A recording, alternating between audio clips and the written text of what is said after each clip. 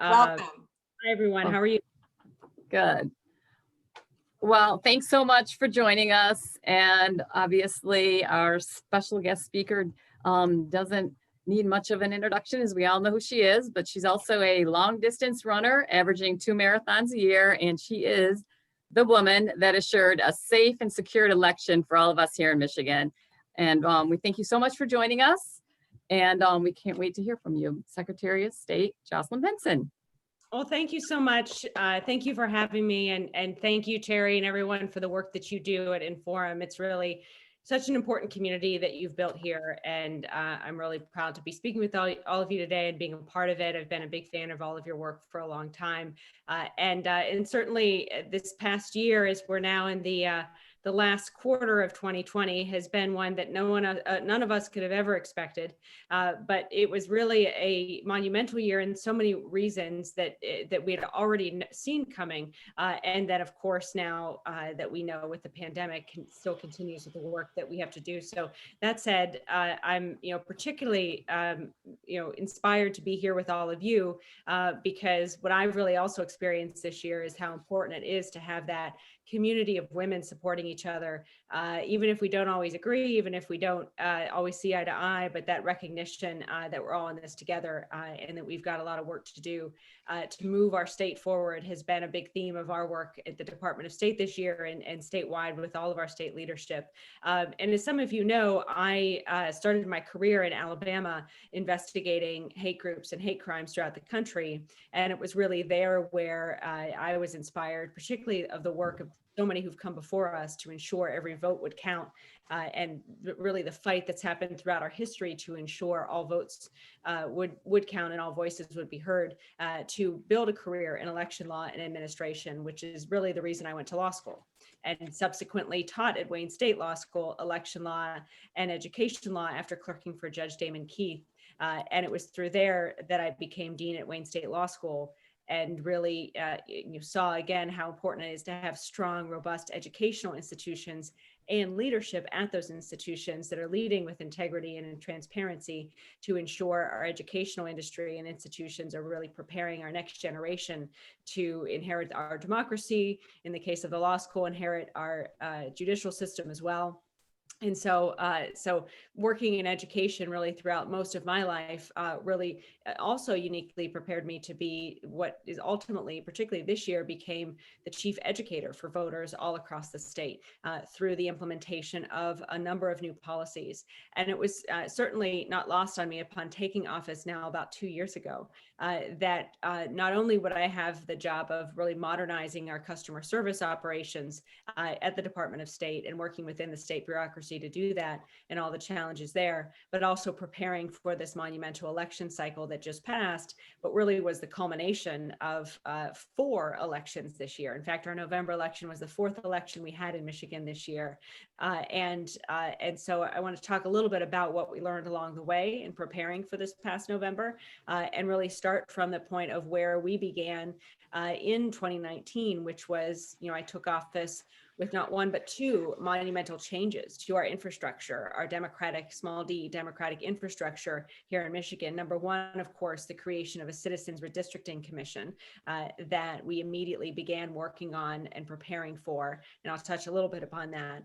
But then also, secondly, the implementation of a vast array of new proposals that were part of the Promote the Vote initiative that was supported by overwhelming majority of voters and amended our state constitution to, among other things, create a right to vote by mail or absentee, a right to register to vote up to and on election day itself, a right to be automatically registered to vote when you're eligible and you interact with the Secretary of State's office, and a number of other things, including the right to a post-election audit, which of course is now what we're doing with regards to the November election. So immediately upon taking office, my work as an academic really kicked into high gear, meaning from the academic or education side, we always bring the best ideas to the table. And many of you in business know this as well. And most recently did work with Stephen Ross and running a nonprofit with his organization in sports. And so was really also coming out of this world of business where innovation and best practices are really, part of what you need to prioritize if you want to succeed. And also looking at data and making data-driven decisions. So we took all of those principles to the Department of State, and among other things, honed in on the election administration side and working to recognize that on all of those fronts, we weren't recreating the wheel. A number of other states have implemented these policies, and we didn't have to start from scratch. We could learn from them. And so I brought in a former Secretary of State, Wayne Williams, who was a Republican in Colorado, former Secretary of State, now Kate Brown, the governor of Oregon, or former Secretary of State of Oregon, Kate Brown, who's now the governor of Oregon, Kim Wyman as well, current Secretary of State from the state of Washington, all of whom had originated a lot of these policies in their state and learned when they did build their policies from scratch how to implement a lot of these things effectively. And all of that meant that for really the three key policies I mentioned, no reason absentee or a right to vote absentee, a right to register to vote up to and on election day, and automatic voter registration. In some states, this takes years to implement effectively, but because we were essentially able to learn from those who've come before us and implement their best practices here in Michigan, we were able to, in 5 months, launch automatic voter registration in Michigan, whereas it took the state of California over 2 years to do it. And of course, the state of Washington, as you may have heard Kim Wyman talking a lot about this year, took between 5 and 10 years to implement their vote by mail system and their right to vote absentee. Here we were able to do it out of necessity, as well as the mandate that voters gave us within a year and a half, preparing for our March election. So I say all that to say that, when it came to March, which was our first big presidential election this year, the presidential primaries, our first statewide election under my leadership at the Department of State, our first statewide election with all these new proposals in place, and we really hit every key metric. Saw an increase in number of people registering to vote on election day, particularly young people, which is something we saw throughout this year. In other words, the vast majority of people who choose to register to vote on election day are young people, 18 and 19 years old, and a full third of those who registered, by the way, in November on election day were under the age of 20. And so we saw that, and we started to see the data emerge there for how it was going to work in Michigan. Same with automatic voter registration, which we were able to implement beginning back in the mid 2019 and ultimately register over 250,000 new voters leading up to this November's election through that initiative or through that policy. And then finally, really what became the focal point for so many this year, which was the right to vote absentee, which at that point we also called right to vote by mail, because that was how many people would utilize it.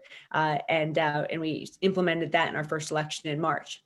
Now I say all that to say, in March's election, we saw with that particular policy a significant number of people taking advantage of that. And I'll always remember that on March 10th, at 8 p.m., the polls closed and we looked at the numbers and we saw a lot of people voting absentee, and really all the trends that we saw in November, we saw begin to originate in March. And then 2 hours after the polls closed, at 9 p.m., the national networks announced who had won the presidential primary in Michigan. And then at 10 p.m., I got a call from the governor saying that she was about to go have a press conference announcing the first 2 cases of coronavirus had come to Michigan. And it really was a 3-hour span that reflected like this whole year, where you started off like with this great, exciting thing to celebrate. You celebrate it for about an hour, you announce it, and you're like, patting yourself on the back, you did this great job. And then the pandemic hits. That's kind of basically what has happened in multiple ways throughout this year. And so we immediately started adapting. But I wanted to give you that prelude because yes, the pandemic has been really the key focal point for all of us in 2020. But the work that we did in 2019 serendipitously and quite fortuitously enabled us to quickly pivot to running successful elections in a pandemic amidst a significant amount of frankly, political challenges and partisan challenges that only escalated with every election up until November, but it manifested themselves in lots of different ways, including our challenges trying to get the legislature to pass legislation that our clerks needed to do their jobs. But that said, in our May local election, we had our first initial challenge, which was, do you even have an election in the midst of a pandemic? And all across the country, You saw states like Georgia and Wisconsin, long lines on election day, bad stories. People were going to get sick if they went to vote. You saw other states like Ohio and others postponing or canceling elections. And that was a really key pivotal point for us, because we made a decision to move forward with our May elections because we knew November was coming. We knew there was no hope, or not hope, indication that we could rely on that would be out of this pandemic by November, although we all hoped at that point we would be. But we decided to use that May local election, which affected about 10% of the voters in our state, to begin piloting the programs we would need to have in place for November's election. And we did that quite successfully. We had 99% of our citizens vote absentee in that election. We piloted drive-by opportunities for people to vote in various parts of Kent County, which were very successful. And we generally just demonstrated at a time when no other states, frankly, in my view, were getting it right, that you actually can run a successful election in the midst of a pandemic.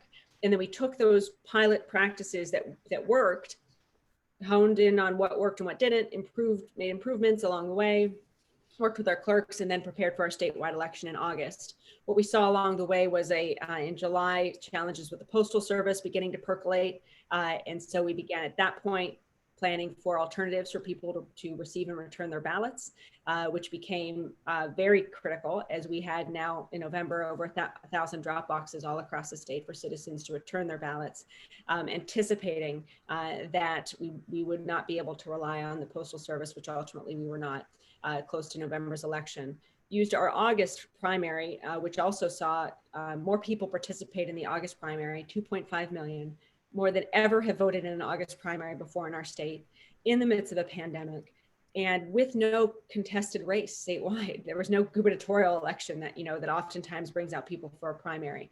So it was quite remarkable. And again, we saw 1.6 million citizens vote absentee in that August primary. So our August primary really told us three things that we prepared for November. Number one, we were going to see record-breaking turnout in November. And probably twice as many people would vote in November as did in August, at least. Number two, twice as many people would probably vote by mail or vote absentee in November than they did in August.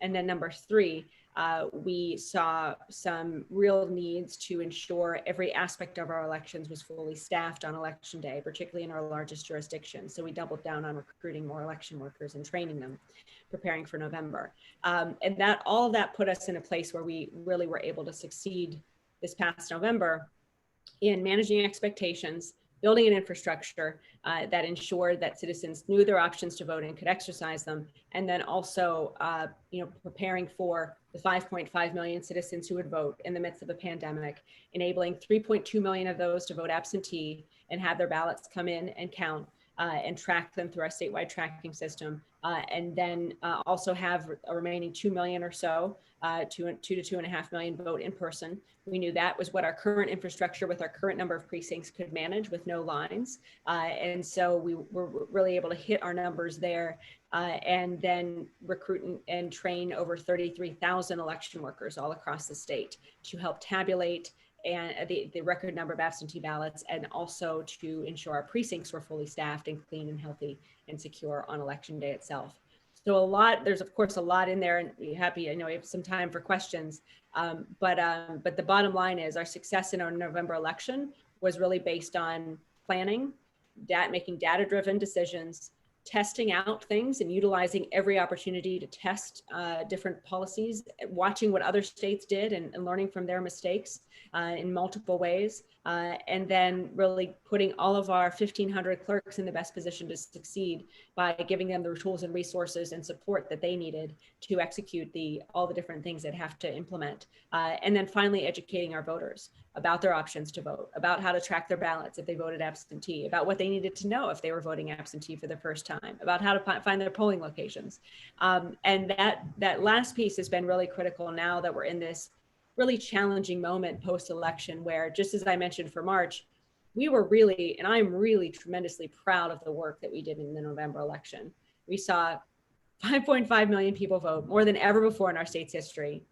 3.2 million people voted absentee, more than ever before in our state's history, by far, 3 times the number of people who voted absentee in November 2016. Our clerks did 3 times in many places the amount of work they typically do in a November election, and did it successfully and on time. And we even were able to tabulate our ballots much more efficiently than we'd anticipated, based on a number of pieces that we put in place behind the scenes, in the hopes that would be able to expect results on Friday, but deliver them sooner, and we delivered them Wednesday night. So all of that to say is, I continue to tell our clerks and my team this, we did a really great job. I'm really proud of it. Our voters really embraced their rights. They voted, their voices were heard.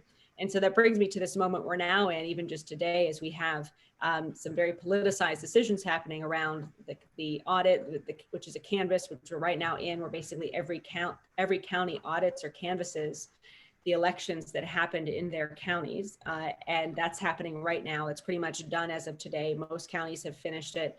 And now dealing with the unfortunate politicization of that, and the use of that audit or canvassing process to further political ends, has really taken up a lot of our time over the past 10 days, which is fine, and it will in the days to follow, until we have that final certification of our results in our state. And none of this was something that was anything that we didn't anticipate. But at the same time, it's a reminder of the very politicized moment that we're still in, where even good data-driven decision-making and a successful election can still get kind of caught up in this environment of partisanship and politicization that is exacerbated by the pandemic and everything else. And so at the same time, I think that the ultimate thing is, and I'll end by saying this challenge of managing, kind of taking almost like, a corporate mindset of how to manage an election, looking at data, looking at best practices, just making decisions furthering based on that, providing resources, solving problems, all those things I learned in academia and in working in the private sector, and then still seeing it get mired down and caught up in politics, which is something that I think we need to come together and address if we're going to really have talented, smart people in decision-making positions, because it can be quite a deterrent to a lot of people, particularly our clerks, who've worked so hard this year, met every challenge thrown at them, and now are, instead of being celebrated, having to deal with more challenges.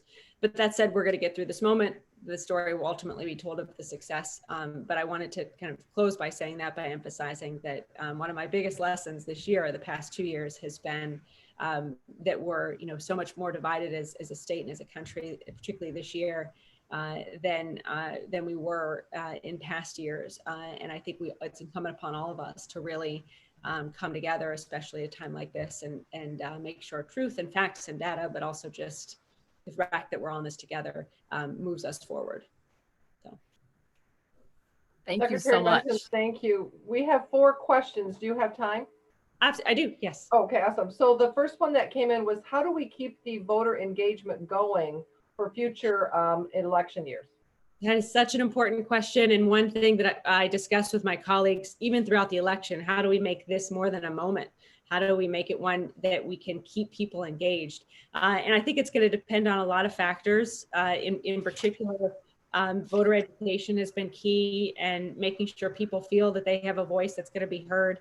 But I think that is probably one of the most important challenges that I'd like to see us thinking about and addressing as a country and as a state moving forward. How do we keep this high level of engagement? I do think we'll see a continued increase, because again, our August primary, we saw a lot of people voting on both sides of the spectrum, and there was no presidential race on that, on that particular ballot, or a contested statewide race. So I'm hopeful that the pattern we saw this year in every election, in particular November, will continue next year and in 2022. And that's certainly going to be a lot of my focus and a lot of the work that I and my colleagues engage in, because I think we have to make this more than a moment, and we have to really take advantage of the fact that we've got all these people who've stepped up as voters, and keep them a part of governing in our state, of self-governance and in our republic, so that we can continue to be healthy as a democracy moving forward.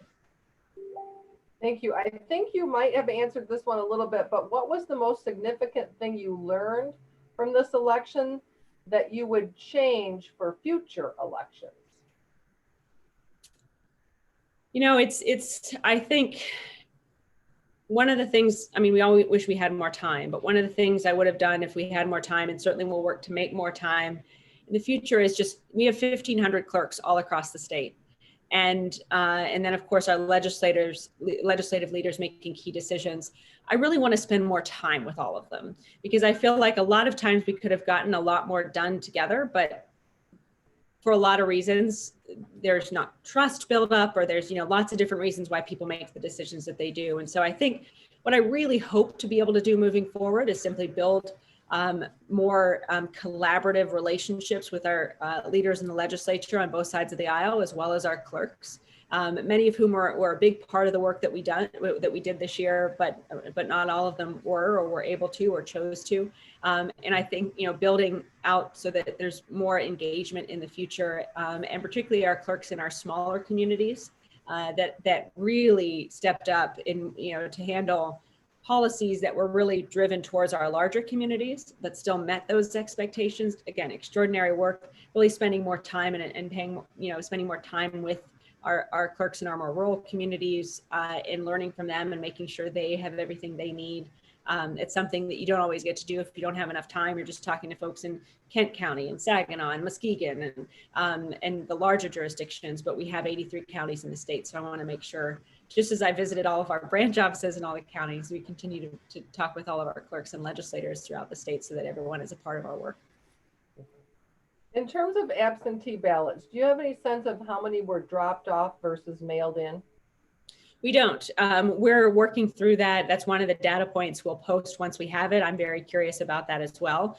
The clerks, as they enter them, put a notification in our statewide voter file as to how they were brought in.